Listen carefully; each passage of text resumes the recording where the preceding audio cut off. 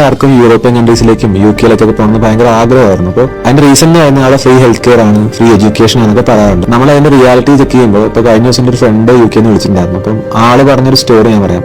ആൾക്ക് നല്ലൊരു നീ പെയിൻ വന്നു. അവിടെ NHS നാഷണൽ ഹെൽത്ത് സർവീസ് അവിടെ അങ്ങനെ ഹോസ്പിറ്റൽസ് ഉണ്ട്. അപ്പൊ അവിടെ പോയിട്ട് നീക്ക് സർജറി ആണെന്ന് പറഞ്ഞു. അപ്പൊ സർജറി കാണാൻ നല്ല പെയിനാണ്, പുള്ളിക്ക് നടക്കാൻ പറ്റില്ല. അപ്പൊ സർജറി കാണുന്ന സർജറിക്ക് 8 മാസമാണ് വെയിറ്റിംഗ് പീരീഡ്. അതിന്റെ റീസൺ എന്താന്ന് പറഞ്ഞാൽ ആകെ 84 NHS ആണ് ഉള്ളത്. അവിടെ പോപ്പുലേഷൻ എന്ന് പറയുന്നത് 10 മില്യൺ ആണ്. അതായത് ഒരു NHS-ന് 116, അതായത് 1,16,000 ആൾക്കാരാണ് ഒരു NHS-ൽ മാത്രം ഡിപ്പെൻഡ് ചെയ്ത് ജീവിക്കുന്നത്. അപ്പൊ നമുക്കൊരു മേജർ ആയിട്ടൊരു പ്രശ്നം വന്നു കഴിഞ്ഞാൽ നമുക്ക് ട്രീറ്റ്മെന്റ് എടുക്കാൻ പറ്റില്ല. നേരെ നാട്ടിൽ പോയി സർജറി തിരിച്ചു വരും. ചിലപ്പോൾ മനസ്സിലാക്കുക ഫ്രീ ആയിട്ട് എഡ്യൂക്കേഷൻ, ഫ്രീ ആയിട്ട് ഹെൽത്ത് കെയർ കിട്ടുന്നുണ്ടെങ്കിൽ അതിന്റെ ക്വാളിറ്റി അതുപോലെ തന്നെ ആയിരിക്കും. നമുക്ക് പല കാര്യങ്ങളും നമുക്ക് ആവശ്യമുള്ള സമയത്ത് കിട്ടില്ല. ഇപ്പോൾ ഒരാൾ ഹാർട്ട് പേഷ്യന്റ് ആണ്, ഹാർട്ട് സർജറി നാളെ ചെയ്യേണ്ട സാധനം 6 മാസം ചെയ്തിട്ട് കാര്യമില്ലല്ലോ. UK അല്ലെങ്കിൽ അതുപോലെ തന്നെ യൂറോപ്യൻ കൺട്രീസിൽ അല്ലെങ്കിൽ കാനഡയിലേക്ക് പോകുമ്പോൾ ഇപ്പോഴത്തെ റിയൽ സിറ്റുവേഷൻ അവിടുത്തെ ആൾക്കാരെ വിളിച്ച് അന്വേഷിച്ചിട്ടൊക്കെ പോവുക. അല്ലാതെ പണ്ടത്തെ സിറ്റുവേഷൻ ഒന്നും അല്ല ഇപ്പോൾ ഈ പറഞ്ഞ കൺട്രീസിലൊന്നും. നമസ്കാരം. അപ്പൊ ഇതിപ്പോ കാണാൻ ഇടയായ ഒരു റീലാണ്. അപ്പൊ ഇതിനെ കുറിച്ച് 2 വാക്ക് സംസാരിക്കണമെന്ന് എനിക്ക് തോന്നി. കാര്യം ഇത് വളരെ ഒരു അച്ചട്ടായിട്ടുള്ളൊരു കാര്യമാണ് അദ്ദേഹം പറയുന്ന കാര്യം. പലരും യൂറോപ്യൻ രാജ്യങ്ങളിലൊക്കെ വരണമെന്ന് ആഗ്രഹിക്കുന്നുണ്ട്, ഇവിടെ ജീവിക്കണമെന്ന് ആഗ്രഹിക്കുന്നുണ്ട്, അങ്ങനെ പല കാര്യങ്ങളും പലരും ആഗ്രഹിക്കുന്നുണ്ട്. അപ്പോൾ ഇതിനകത്ത് എനിക്ക് പറയാനുള്ള കുറച്ച് കാര്യങ്ങളുണ്ടായിരുന്നു. കാര്യം പലവരും നാട്ടിൽ നമുക്ക് പരിചയമുള്ള ആൾക്കാരൊക്കെ ആയാലും പറയും, ചേട്ടാ പഴയ പിള്ളേരൊക്കെ പറയും, നമ്മുടെ സുഹൃത്തുക്കളായാലും പറയും, ഇവിടെ ഇങ്ങനെ എന്തെങ്കിലുമൊക്കെ ഒരു ചാൻസ് ഉണ്ടെങ്കിൽ പറയണേ എന്നൊക്കെ പറയും, എങ്ങനെയെങ്കിലും ഇങ്ങോട്ട് യൂറോപ്പിലേക്ക് വരാനായിട്ടുള്ള സാധ്യത. അപ്പോൾ നമ്മൾ ചില വസ്തുതകളൊക്കെ പറയുമ്പോഴത്തേക്കും അവർ വിചാരിക്കും എന്താ പറയുക, നമുക്ക് കൊണ്ടുവരാൻ താല്പര്യമില്ലാഞ്ഞിട്ടാണ് എന്നൊക്കെ ഒരു ഇത് അവർക്ക് തോന്നും. പക്ഷെ അതല്ല, എല്ലാ രാജ്യത്തിനും അതിനായിട്ടുള്ള രീതികളുണ്ട്. അപ്പൊ അതിനകത്ത് വളരെ ബുദ്ധിമുട്ടാണ് പല കാര്യങ്ങളും.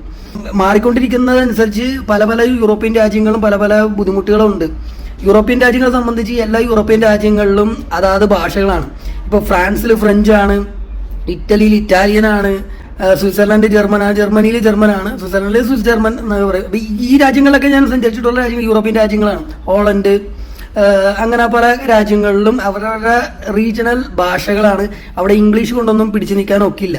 ചില കാര്യങ്ങളിൽ മാത്രമേ ഇംഗ്ലീഷൊക്കെ നടക്കുകയുള്ളൂ. അതും പല രാജ്യങ്ങളിലും അവർ നിർബന്ധപൂർവ്വം അവരുടെ ഭാഷയാണ് സംസാരിക്കും. പ്രത്യേകിച്ച് നമ്മളെ പോലുള്ള എമിഗ്രൻസിന്റെ അടുത്ത്. കാര്യം അവരുടെ ചിന്ത ഇതാണ്, എന്റെ രാജ്യത്ത് വന്നിരിക്കുന്നവരാണ് നീ, അപ്പൊ നീ എന്റെ ഭാഷ പഠിച്ചിട്ട് എന്നോട് അങ്ങനെ സംസാരിക്കണം എന്നുള്ള സ്ട്രിക്റ്റ് ആയിട്ടുള്ള ഒരു മനോഭാവം അവർ കാണിക്കുന്നുണ്ട്.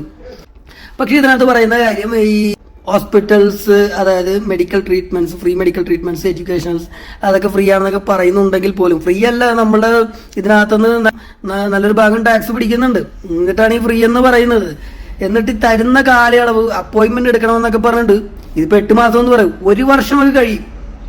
ഇപ്പൊ ഇദ്ദേഹം പറയുന്നുണ്ട് എന്തോ ജോയിന്റ് പെയിനോ എന്തോ വലിയ അത് പിന്നെയും കുറച്ചുകൂടി സീരിയസ് ആയിട്ടുള്ള കാര്യമാണ്. വെറുതെ ഒരു പല്ലുവേന വന്ന് നമുക്ക് കാണിക്കാൻ വേണ്ടി പോണെങ്കിലുണ്ടല്ലോ, അവിടെ കിടന്ന പല്ലുവേന കൊണ്ട് ചാകും നമ്മൾ അവിടെ കിടന്നുണ്ട്. എന്നാൽ ഒരു തേങ്ങായും നടക്കൂല. അങ്ങനെയാണ് ഇതിന്റെ സമയം. പ്രത്യേകിച്ച് ഇതിന്റെ എല്ലാം അനുഭവിക്കേണ്ടി വരുന്നത് എമിഗ്രന്റ് ക്ലാസ് ആണ്. ഇപ്പൊ പ്രത്യേകിച്ച് പറയേണ്ട ആവശ്യമൊന്നുമില്ല, ഞാൻ പല വീഡിയോകളും പറയാനുള്ള കാര്യമുള്ളൂ. ലോകം എന്ന് പറഞ്ഞ കളിയാണ്. ഈ പൊക്കത്തിരിക്കുന്നവൻ അടിയിലുള്ളവനായിട്ട്, അവന്റെ അടിയിൽ ആരാണുള്ളത് അവനായിട്ട് കളിപ്പിക്കാനുള്ള പണിയാണ്. അറിയാമല്ലോ, ഇതൊന്നും പ്രത്യേകിച്ച് പറയണ്ട.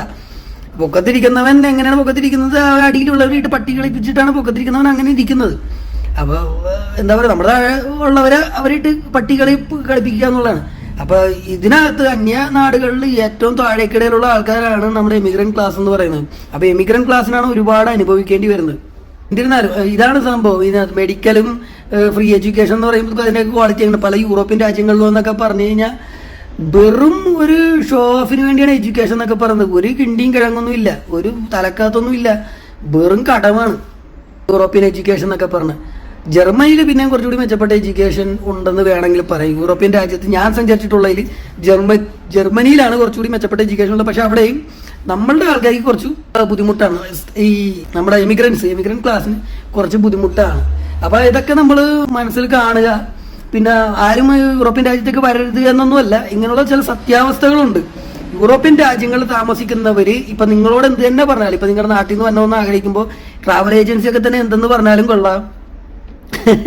നമ്മുടെ പണ്ടൊരു സുഹൃത്തുണ്ടായി, അതിപ്പോ ഇവിടെ പറഞ്ഞ പറ്റിയ കാര്യം, അതൊരു ട്രാവൽ ഏജൻസിയുമായിട്ട് മുട്ടിയാണ് പുള്ളി വന്നത്. അപ്പോൾ ട്രാവൽ ഏജൻസി കാശ് മേടിക്കാനായിട്ട് പുള്ളി അടുത്ത് പറഞ്ഞു, അതെ നിങ്ങളവിടെ പോയി കഴിഞ്ഞാലല്ല 2 ദിവസം മാക്സിമം ഒന്ന്, കാര്യം നിങ്ങൾ ഇത്ര ട്രാവൽ ചെയ്ത് പോകണല്ലോ, മാക്സിമം 2 ദിവസം റെസ്റ്റ് ചെയ്യാനുള്ള ഒരു ഇത് കിട്ടും. 3-ാമത്തെ ദിവസം അങ്ങനെ പണിക്ക് കയറിക്കൊള്ളണം. കേട്ടല്ല, അതിനകത്ത് മടിയൊന്നും കാണിക്കരുത്. 1.5 ലക്ഷം രൂപ സാലറിയാണ് എന്നൊക്കെ പറഞ്ഞു. ഇയാൾക്കൊന്നും അറിയാൻ പാടില്ലായിരുന്നു. പറഞ്ഞിട്ട് കാര്യമുണ്ട്, ഒരു അങ്കമാലിക്കാരനായിരുന്നു. അപ്പൊ എന്തോ പറഞ്ഞിട്ടൊന്നും കാര്യമൊന്നുമില്ല. അപ്പൊ വലിയ ഓഹോ എന്നും പറഞ്ഞു വന്ന് നേരങ്ങൾ കയറി കൊടുത്തു. ഇവിടെ വന്നിട്ട് ഞാൻ ഇയാളെ കാണുമ്പോഴത്തേക്കും 2-3 മാസമായിട്ടും പുള്ളി ഇങ്ങനെ നടക്കണേത് പണിയൊന്നും ഇല്ലാണ്ട്. എന്നിട്ട് പുള്ളി ഇങ്ങനെ എന്നോട് വിഷമം പറയുവാണ്, ആ തെണ്ടീനെ കൈ കിട്ടി ഞാൻ കുമ്പിട്ടിച്ച് പാടിക്കളയെന്ന് പറയാം. അപ്പൊ അങ്ങനെയൊക്കെ ഉണ്ട്. എല്ലാ മനുഷ്യരും അങ്ങോട്ടും ഇങ്ങോട്ടൊക്കെ ഇങ്ങനെ പണിയാൻ എന്ത് ചെയ്യാനാ. അപ്പൊ അങ്ങനെയൊക്കെയാണ്. ഞാൻ ഇതുവരെ അങ്ങനെ ഒരു പണി ചെയ്യാൻ നിന്നിട്ടില്ല. അതുകൊണ്ടാണ് ഞാൻ മാറിയാണ് നിൽക്കുന്നത്. പണി എനിക്ക് അങ്ങനെ ഒരു സംഭവം എനിക്ക് ഇഷ്ടമല്ലാത്തൊരു കാര്യമാണ്. പണ്ടും ഇപ്പോഴും ഞാൻ അങ്ങനെ ഒരു പണിക്ക് നിൽക്കൂല. അപ്പൊ ആൾക്കാർ വിചാരം ഞാൻ ഏതാണ്ട് അവരെ വെറുത്തിട്ടാണെന്നാണ്. വെറുപ്പുണ്ട്, ഈ ഇങ്ങനെയുള്ള സ്വഭാവങ്ങൾക്ക് വെറുപ്പുണ്ട്. കാരണം അവർക്ക് വേറെ ഒരു ഓപ്ഷൻ അറിയാൻ പോലെ പണിയാന്നുള്ള. അവ നമുക്കിട്ട് പണിയാണ്, നമ്മൾ മറ്റുള്ളവർക്കിട്ട് പണിയാണ് എന്നുള്ള രീതിയാണ്. അപ്പൊ ഞാൻ സത്യമായിട്ടുള്ള കാര്യങ്ങളാണ് പറയുന്നത്.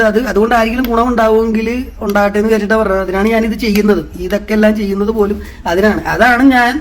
അതാണ് എനിക്ക് എന്താ പറയുക, അൺഫിൽറ്റേർഡ് ആയിട്ട് പറയാനായിട്ടുള്ള കാര്യം അതാണ്. എന്റെ ഇമേജ് ഒന്നും നോക്കാതെ. ഇതിനകത്ത് പലർക്കും ഇഷ്ടപ്പെട്ടില്ലെന്ന് വരും, ശത്രുതകളുണ്ടായെങ്കിലും അതൊക്കെ തന്നെയാണ്. അപ്പൊ വരാൻ ആഗ്രഹിക്കുന്നവരൊക്കെ നമുക്ക് സഹായിക്കാൻ കൊണ്ടുവരാം, അങ്ങനെയൊക്കെയുള്ള കാര്യങ്ങളൊക്കെ ഉണ്ട്. പക്ഷെ അവരും അറിയേണ്ട കാര്യം ഇതൊക്കെയാണ്. ഇങ്ങനെയൊക്കെ ചില കാര്യങ്ങൾ ഉണ്ട്, മനസ്സിലായോ? ഇങ്ങനെയൊക്കെ ചില കാര്യങ്ങളുണ്ട്. അത് വലിയ വർണ്ണശബളമായിട്ടുള്ള കാര്യങ്ങളൊന്നും അല്ല. അപ്പൊ അതൊന്ന് മനസ്സിലാക്കി വെച്ചേക്കുക. Take care.